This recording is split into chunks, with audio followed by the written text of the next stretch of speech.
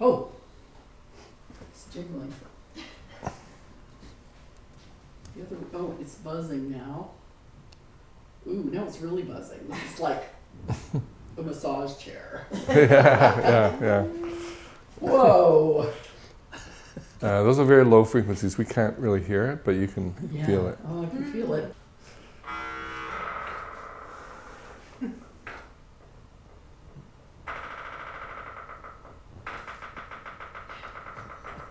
It's somebody doing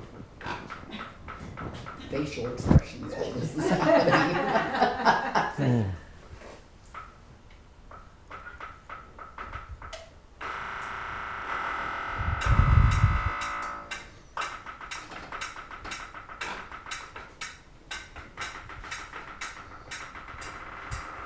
I want to dance to this one. Yeah, that's great. Yeah, it's got a rhythm to it.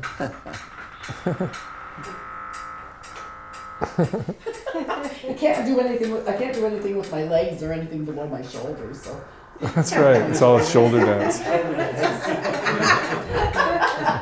okay, I'll let somebody else try it. I don't Wow. know who could follow that up. That's great.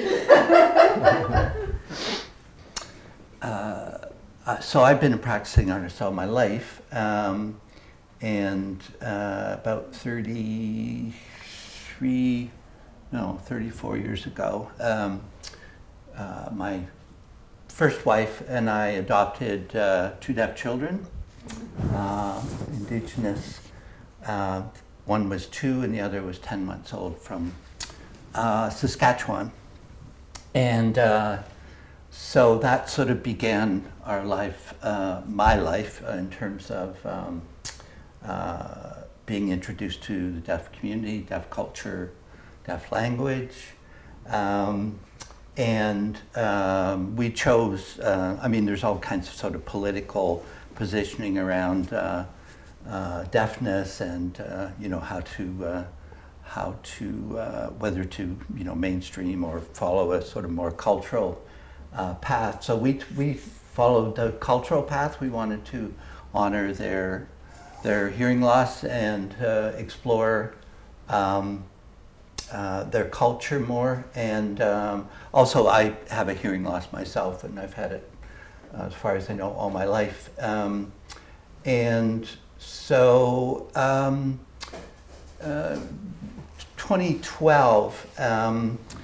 Well, actually, prior to that, I'd say about 2008, 2009, Ryerson University, there was a program or a department there that was developing what they called the Emoti chair, which was the intention was to design a theater chair for the deaf. And there was quite a bit of number of years of work around developing different prototypes, and actually Jim was, I didn't know at the time, but Jim had done some work with them in the early stages of that project. Anyway, I heard about it, and different sort of things happened, and I contacted them to, I guess, sort of invite myself to the lab, and I had also experimented or experienced the chairs at another event that they held in Toronto at Clinton Pub, I think it was called. Oh, yeah. They had a bunch of they had this whole sort of evening program around the chairs. Anyway, over a period of time, they sort of contracted me, I guess, essentially as a kind of artist in residence. Got to know a lot of the people that were doing the research and the development, and we kind of, Deb Fells was the director of the program, and I started sort of talking to them about applications of the technology outside of the academic community. And I thought, again, from my perspective as a parent of deaf children and being involved in the deaf community, saw ways that it could be, should be made available more broadly. So they applied for a SSHRC grant at the time, to establish Fiber Fusion Lab in London, Ontario, originally, which was kind of unheard of for academic funding to go outside of the university per se, but we got it and we set up the lab, and it ran for 3 years. The SSHRC grant was 3 years, so we ran for 3 years and we got a lot of Canada Council funding. And I was telling Nadine earlier, the first people I invited were Gail Young, Alison Cameron, and Rick Sachs, all at once. So that was quite a time, and it was really an introduction for me into this whole sort of community of sound artists, essentially.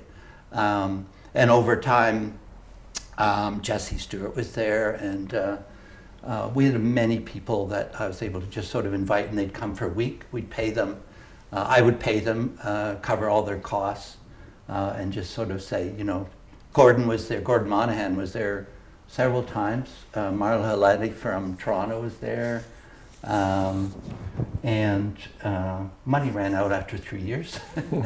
And I think at that point, and also, you know, the whole sort of, I was getting more involved in the deaf community. My kids were getting older. And I also did a show at the time in the mid-90s called Signing On, Adopting a Cultural Perspective, and that was all about my sort of early experience as a parent, and it traveled around Ontario. Mine's quite different. I actually started off as an engineer, electrical engineer, did a master's in Ottawa, and worked for a few years actually in high-frequency design, satellite communication, that kind of stuff. So I wasn't in the arts at all, although at the time I was doing a lot of dance. I was very interested in modern dance, so I was dancing at Le Groupe de la Place Royale in Ottawa and really getting into that. And then I started to, you know, think about, well, how can I combine my engineering world, my technical world, with my love of dance, and started thinking about sensors and that kind of thing. And so I decided to pass on the company I was running at the time to somebody else, and left Ottawa and moved to Toronto, went to OCAD.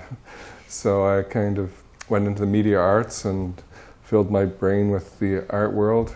Well, I guess half my brain. The other half was still the engineering world. Yeah. And graduated from there. And ever since I've been very interested in that idea of combining technology with art. So I worked in the film industry for a few years doing special effects in film. And I also started a festival at the time called Subtle Technologies. It was a festival that brought together artists and scientists. And I did that for 17 years, and it's just closing up now, I think, the festival. So that was really amazing. I'm very interested in the whole idea of interdisciplinary work. And myself, as an artist, as an engineer, I do a lot of interdisciplinary work, working with dancers and sound artists, and film people. So I'm always in collaborations of some kind. And eventually, I guess I moved to Hamilton and got working with David here. I was involved with Centre 3, a gallery in Hamilton at the time, and then we did a project there that involved both of us, and got to know David and loved the kind of stuff he was working on. I thought maybe I could, you know, help out in terms of the technical side of Fiber Fusion Lab, developing new technology and stuff like that. So that's sort of my history in Fiber Fusion Lab, how I ended up here. So the lab is now, we opened up the space about 1.5 years ago, I guess, in Hamilton. So that we now have the second sort of location that right now is permanent. So reason being, I think, two things, I guess. I had been doing work with Centre 3 prior to setting up a lab there, and Jim lives in Hamilton, so it seemed kind of a logical place for us to resituate. So just it's kind of a rough estimate, but you know, since the beginning, I probably worked with at least 150 artists and over 60 arts organizations, Canada, Dominican Republic, Greece, the Netherlands, France, UK, and the US. And we've, over the years, worked with the artists and worked in the visual arts, live theater, dance, performance, burlesque, sound art, of course, circus arts, and about 3 weeks ago I was in New York City working on a fashion show with Parsons School of Design. So that was another foray into a whole new experience. And so the principles of Vibrofusion Lab, it was founded on these principles and still, I think, is pretty much the sort of the framework for what we do. So disabled-led interactive creative research center that promotes and encourages the advancement of new accessible art forms and languages of communication through multisensory modalities. So I talk about languages of communication because to me, all of these sort of, like music is a language, sound has, contains information, so it's a language, and vibration also contains information. So for me, it's a language of communication. It's a way of sharing and connecting. And investigates, obviously, the potential of vibration as a form of artistic expression and artistic enjoyment. And that'll, I'll just sort of elaborate a little bit on that. We work a lot, almost primarily, I guess now, with deaf and disabled artists in supporting them to do work. And we also do a lot of work in terms of making art accessible to people from the deaf and disabled community. So we do a lot of work in theater, and you'll see a little bit later what I mean by that. And we adhere to the social model of deafness and disability. What does that mean, the social model? So there's two models. There's a medical model of say deafness, or the social model. So the medical model means essentially there's something wrong with you, and it's a pathological sort of perspective, whereas the social model is that's part of who they are, and it's not up to us to change that, I guess, is a simple way of explaining it. This, I can't remember exactly when I went to the Dominican, but it was quite early on. I was invited to School for the Deaf in Santiago. And this is a video, and the young student on the left is holding a vibrotactile pillow. So I took some of my early versions of the pillows. And we just, through a little mini amp, plugged that into one of their iPhones, and they played, so just playing or feeling and experiencing for the first time one of their favorite songs.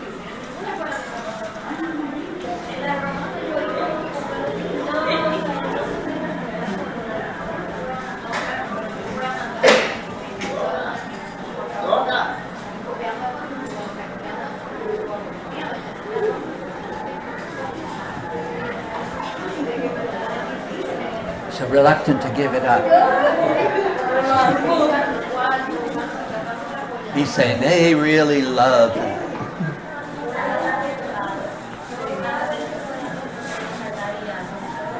Now they're all going to be getting into it.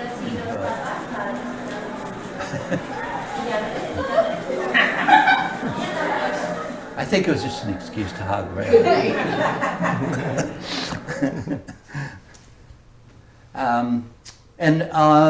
This would have been probably 7 years ago, 7 years ago, I think, maybe 6 years ago, I can't remember. But anyway, Deirdre Logue, I don't know if you know, she's quite a well-known filmmaker. I know the name. Yeah, done like amazing things with her life, and actually is at V-Tape and has been for quite a few years now.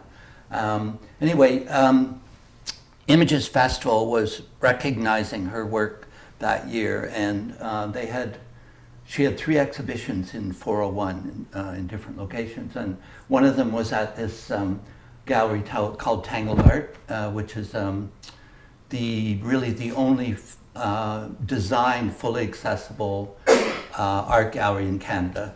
And so her work is on the wall. As you can see, it's 4 monitors, each with a different video. And she wanted to find some way of sort of people experiencing her video, new ways of experiencing her video. So she invited me to work with her with that the Tangled exhibition. There are 4 works in the space, and for this work, what we did was on the floor. You can see that black area, and that's a raised floor. It's about 2 inches, and it's in modular. So it's 4 modules that synchronize with each monitor. The sound is channeled into the floor, so it doesn't come out of the monitors. And the floors are vibrotactile. So they're also ramped for wheelchair users. And so, yeah, people who would, stand on them, sit on them, lie on them. And it's in collaboration with this lovely, amazing man from London.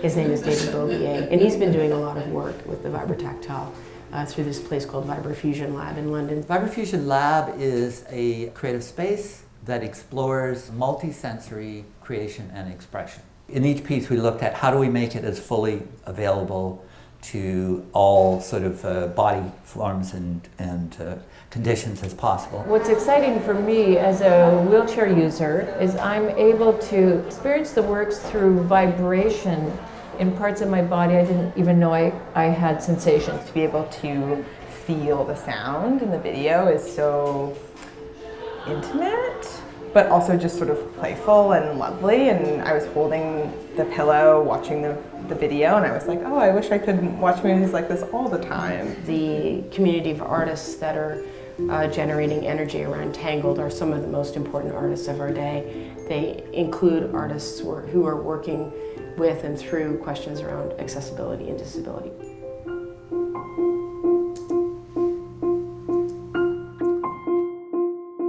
This is a dancer, a Japanese dancer based in the UK now, Chisato Minamunura, and she did this really interesting theater piece. It's about the bombing of Hiroshima and Nagasaki and the deaf people's experience. They didn't really know what was going on. They didn't hear news reports. It was very tragic, actually. And so she went to Japan, interviewed the survivors, and made this theater piece about it. She uses this thing called Hologauze. Hologauze. And that's the screen that you see there. It's a transparent screen that you can light in certain ways, so you see through the screen, but you also see the projection on the screen. Really, really interesting technology. Mm-hmm. But for it, again, she's deaf, so she couldn't hear the soundtrack, and we created a vibrotactile. She worked with a sound person to create a vibrotactile track for the whole theater piece, and people would wear these belts. I think we had up to 100 of them. There we said 50, but at one point we had 100 people in the theater wearing these belts. I designed a specific system to wire these things up so the whole theater could be wearing them simultaneously. And as you watch the performance, you feel a vibrotactile track through the belt, including the plane that's flying over Hiroshima. You feel the propeller, you feel the shaking of the plane, you feel the bombs dropping, so you're really enveloped, you're really brought into the whole theater piece. We also designed for her, in her costume, she has a whole vibrotactile system that's wireless, so she can move around the stage, and she was receiving the vibrotactile track at the same time as the audience was receiving it. So she felt much more connected to the piece, and also helped her with cueing, I suppose. So she knew exactly where we were in the track by feeling it. We've refined a lot of things since then. Yeah. I'd invited her a couple of times to the lab prior to the development of this, and and then I saw this production in the early stages in Bristol, and then we brought the production to Canada. It was shown in Theatre Basmarai in Toronto and at Live Lab in Hamilton. Yeah. And then it went back and was performed in Manchester, someplace else, and then it ended up at the Edinburgh Festival. So it had a good run. She's into a couple of new productions now. So,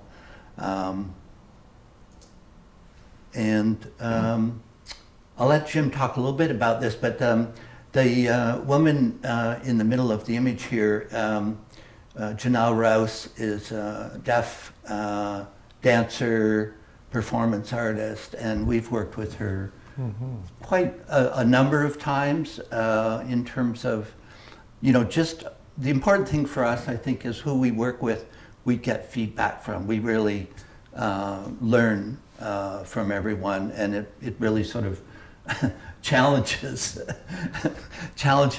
us, or it challenges me, and then I say, Jim, here, you take this challenge, and I'll go over here, do something else, wait for somebody else to call or something. But anyway, it's.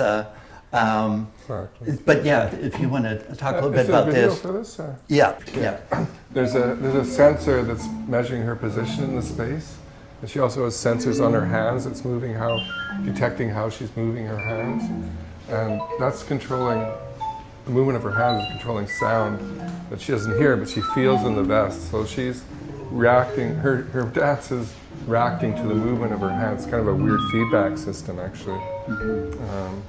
And she's actually sort of creating the dance or the movement based on what the sensation. Yeah, based on what she feels. Yeah. And which is based on how she moves. So. Yeah. It's interesting. And the light, It's too. hooked up over there, then it's like I wanted to move, and I couldn't because I had to back up against it. But Interesting. there's something my body just said, yeah, I want to Yeah, respond yeah. to this. Okay. Well, the evolution of this comes out of a piece that we worked with her on, actually. I don't think we have a picture of it here, but we built a wall that had a similar number of transducers.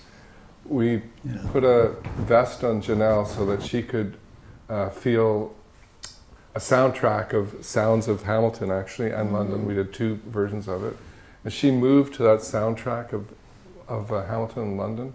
We captured her movement through motion capture.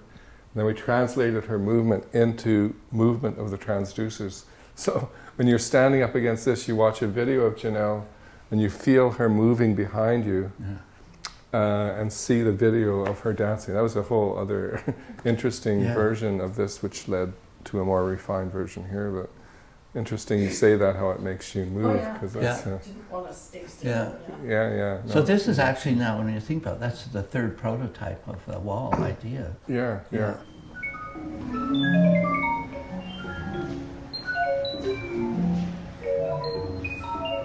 And she became very adept at, knowing, getting to a point where she was very consciously controlling the vibration.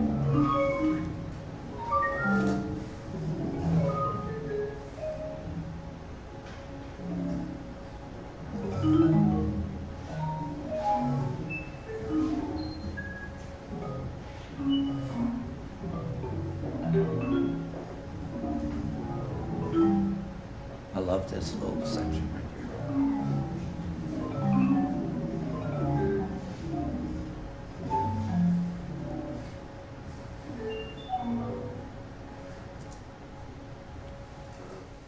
Yeah, so I mentioned, I guess, earlier about working with a circus aerialist. So Aaron Ball is a double-leg amputee circus aerialist. Do you know of her? Seen her gripping the earth. Yeah. And her partner Maxime Beauregard. So we've done 2 workshops with them already, and we'll be continuing to work with them. These wearing sensors. I'm not sure if they're on her head. I think they might be on her head on this one. And what the sensors do is they interpret Z's angle, whether upside down or upside or halfway or whatever, and then that's controlling sound. And the fellow on the percussion instrument is playing the percussion, and that sound that he's playing is being manipulated by Aaron. So it's a really interesting kind of dynamic between the two of them that they're working with. And there's no vibrotactility involved in this piece. It's all sensor-based work. Yeah.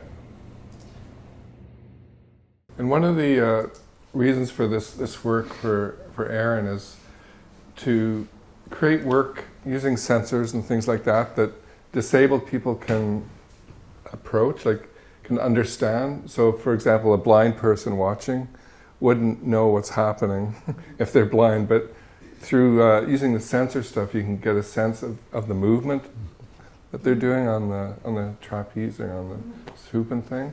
So we're doing a whole project based around that idea, different ways. Like another thing was working with wind, with fans that were controlled by how fast Aaron was spinning. It would control a fan that a person would feel. So that's like a whole really interesting body of work that we're working with Aaron on. Yeah. So we'll see where all that leads. Yeah. Consider that tactility? I'm sorry? With the wind, would that be considered tactility? Yeah. I guess so. Yeah. Not vibrotactility, Yeah. but tactility for sure. Yeah.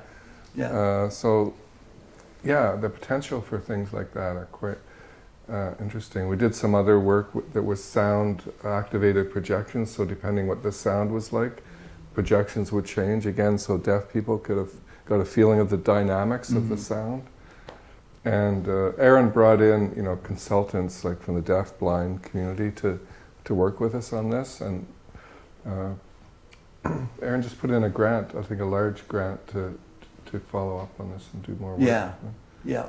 See where this ends up. Yeah, and I mean, in the sort of the area that we work with deaf and disabled is the always conscious of audience and who, well, as I always say, who's missing in the audience. Those are the ones that we need to be considering ways of inviting and bringing them in so they can have some sort of, Experience. equity and experience. It's really all about that, around accessibility and technology right now. And so it's a very rich field, I think, for us to be working in, and it's pretty exciting.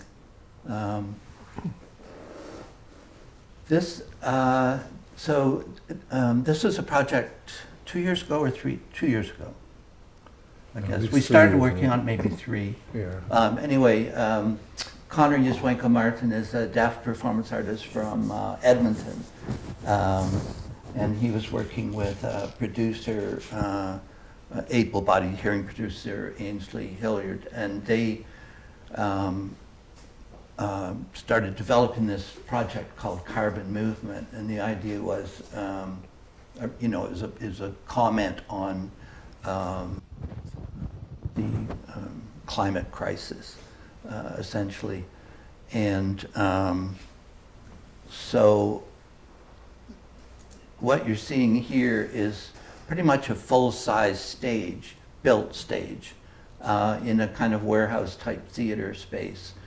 And you can see along the edge there's a kind of running board, so that the stage is actually constructed so it's about 6 inches, I guess, off of the floor. And it's covered with about 2 inches of black rice. So that whole area is black rice.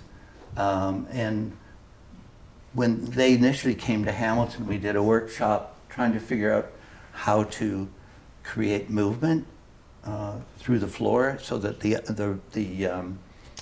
rice would respond to sound. And that didn't work. No, not using transducers. I mean, it did work, but Yeah. it was very subtle kind of movements, and we would have had to really zoom in and use a camera or something to see it. So we went really heavy duty, and I found these motors, vibrating motors, and these motors are used for keeping concrete liquid. And when you're trying to mix concrete, if you leave it there, it'll just harden. But with these vibrating motors, they keep the concrete moving. And so there's six of them, or yeah. 8 of them under the floor, Yeah. bolted to the floor, and they're all individually controllable using a speed controller system that we designed. And that's all controllable through the lighting board and everything. And so Connor interacts with the rice during this piece. We also built Sorry.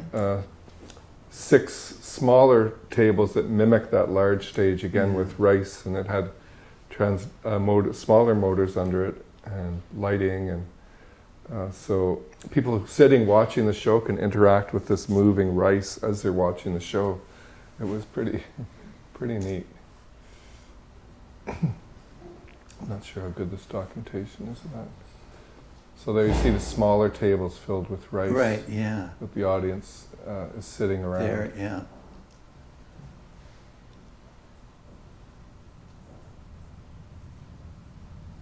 It's hard to, I'm not sure where, oh, so. Yeah, so there you hear the motors. And And you can see the rice. The rice is vibrating Yeah. and moving on the stage.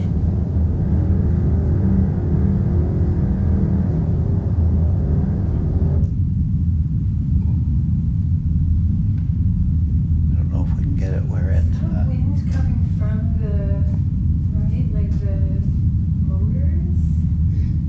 For the vibration of his shirt? no, I don't know. That's interesting because the motors aren't going right there. I think it was just. Is the rice falling from there? No. It's hard to tell. Yeah, it was hard to photograph because it was very low light. Yeah. I just can't see.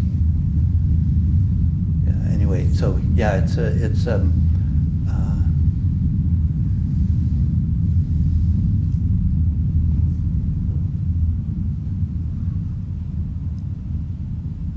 so they, of course, after every performance, you have to smooth it all out. So they had a crew of usually about 4 or 5 in there, and you couldn't like leave any, we had to take care of the rice so that nothing would contaminate the rice. And Yeah. 1,300 pounds of rice. Wow. Yeah. So hard to move to, they haven't traveled it, let's put it that way. Yeah, right. Which brings us to a project called Haptic Voices. And so we got a grant. This was during the COVID, and Canada Council had some additional funding, was putting out some extra grants to support different sort of innovation and ways of responding to COVID.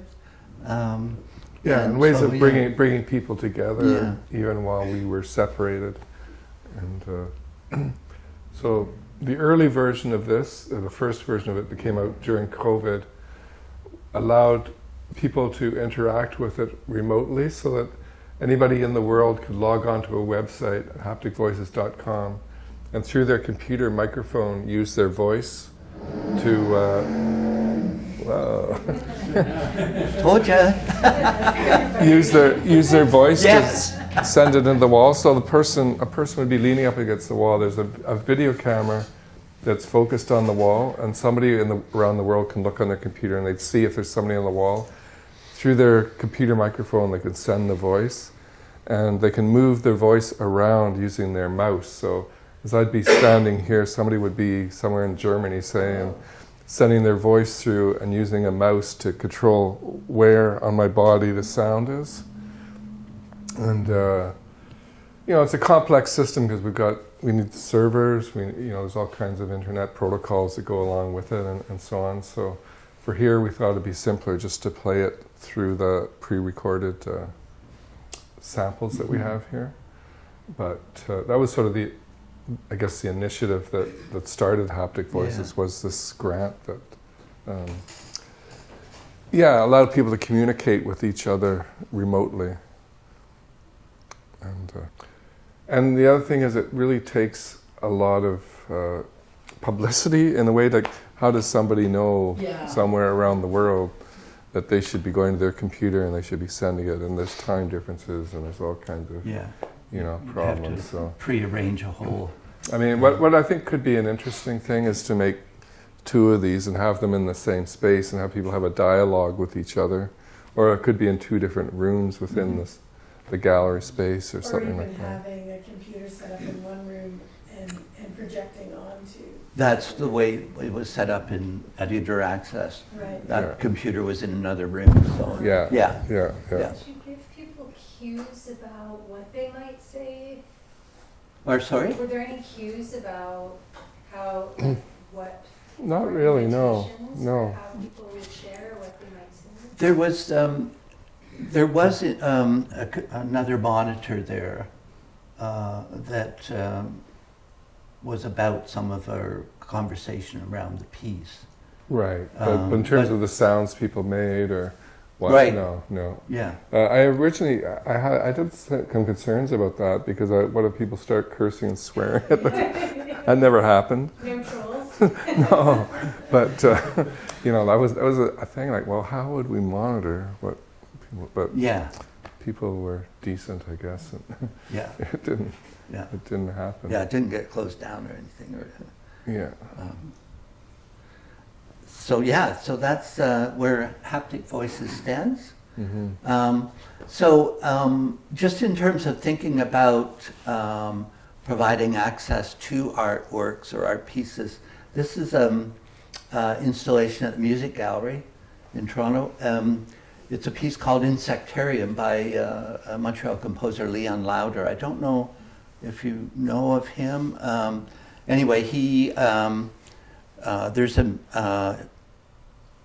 insect museum. Insectarium. In Montreal, and they have a huge library of insect sounds.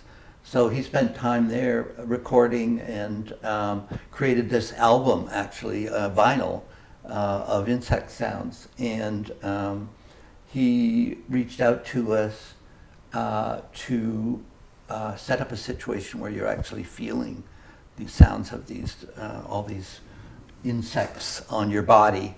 And so it was set up so each chair has a pillow.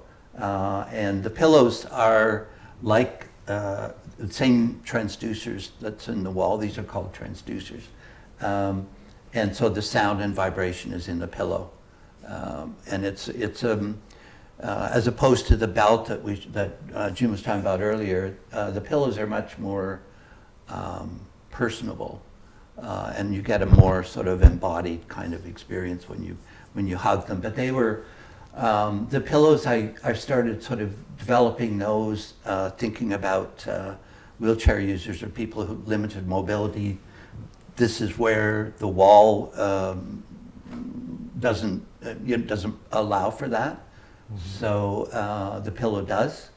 And so that's one way of setting up.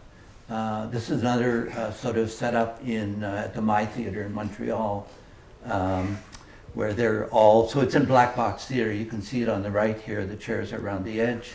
So there's one whole side that has the pillows. And in this case, Sonia Bustos, who's the choreographer and performer, wanted to personalize the pillows. So she had someone embroider them and create these slips that go over the pillow so they can be adapted for any kind of situation. And in this case, there were live musicians, and that was all mic'd and channeled into the pillows. So you were very much, invested in the production through not only the sound but the sensation of it. And then this is a theater, Cults Theatre in Vancouver. I'm not sure how many there are there, but there's quite a few of the belts that you can see.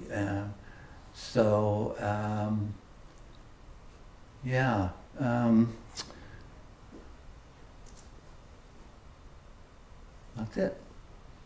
That's a piece. That's a little piece from one of my own works. Those are little transducers on the fingertips, so that actually it was a piece that I was taking sort of certain terminologies and definitions from deaf culture, translating them into Braille, and then using little music boxes, the ones you can program with the paper strips. I punched out the Braille, and then so you could play the Braille. It would circle around, and then you'd feel it back on your fingertips. So that's what that's about. Yeah, thanks. So we've got lots going on still. We actually have made some initial sales, which is kind of exciting. Humber College is Bought one of these. yeah, one a wall. There's a wall and some floors and some pillows, and they're kind of trying to, in a sense, retrofit a new building that's going up on campus for their media arts, so that students could actually come and compose on these, and it really brings in this whole idea of access, and it's, you know, a really sort of, I think, an important educational tool for them. Kind of an extraordinary opportunity, really. I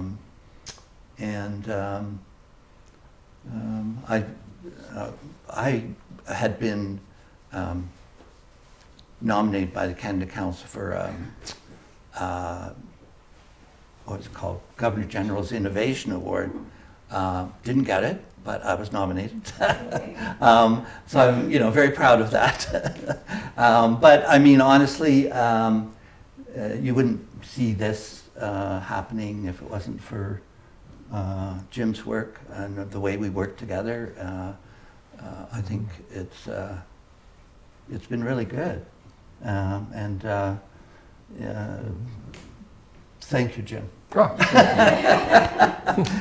Yeah, it's pretty special.